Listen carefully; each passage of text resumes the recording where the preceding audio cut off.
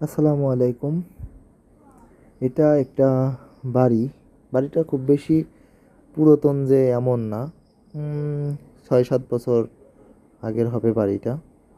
তো এই বাড়িতে বাড়ির বাসিন্দাদের অভিযোগ যে এই বাড়িতে তারা থাকতে পারে না। মোট ৩টা রুম আছে পাশাপাশি। দেওয়ালের রঙগুলো এখনও নতুনের মতো আছে, কিন্তু এই বাসাতে কেউ থাকতে পারে না। সবাই প্রচণ্ড রকমের ভয় পায়।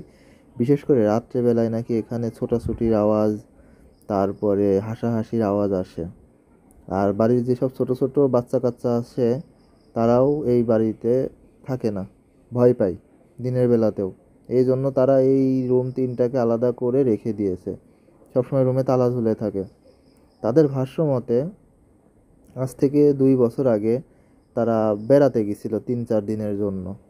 তো এই বেড়ানোর পরে তারপরে যখন এই বাড়িতে আসে, তখন বাড়িতে এসেই দেখে যে প্রতিটা রুমেরই বাল্ব কাটা, এবং প্রত্যেকটা দেওয়ালে কেমন যেন ছোপ ছোপ হাতের দাগ ছিল আর কি। তো তারপর থেকেই নাকি এই বাড়িতে আস্তে আস্তে সমস্যা হওয়া শুরু হয়। তো তারা যেদিনকে বেড়াতে যায় তার 2 দিন পরেই নাকি খুব ঝড় বৃষ্টি হয়েছিল। তো এখানে হুজুরও আসছিল।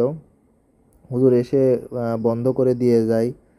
তারপরে কয়েকদিন ভালোই চলে, তারপরে আবার যা তাই হয়ে যায়। সেই জন্য এইখানে এখন আর কোনো মানুষজন থাকতে ভয় পায়।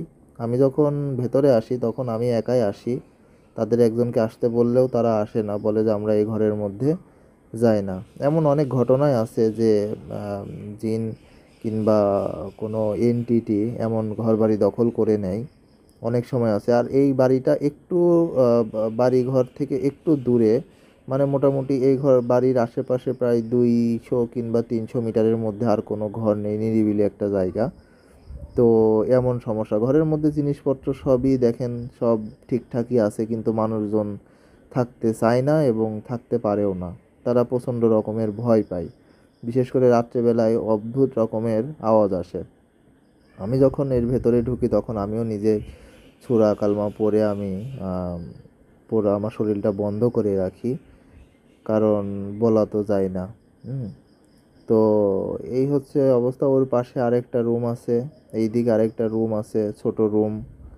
সবই আছে কিন্তু মানুষজন থাকে না। আর রাত্রেবেলায় যখন এমন সমস্যা হয় তখন যদি ঘরের মধ্যে ঢুকে যদি লাইট দেওয়া হয় তখন আর কিছু দেখা যায় না। এই যে অনেক দিন ধরেই যে এখানে তারা থাকে না, ফ্রিজের ভেতরে দেখলেই বোঝা যায় যে সব কিছু নষ্ট হয়ে গেছে। তো তারা এইখান থেকে পরিত্রাণ পাইতে চাই।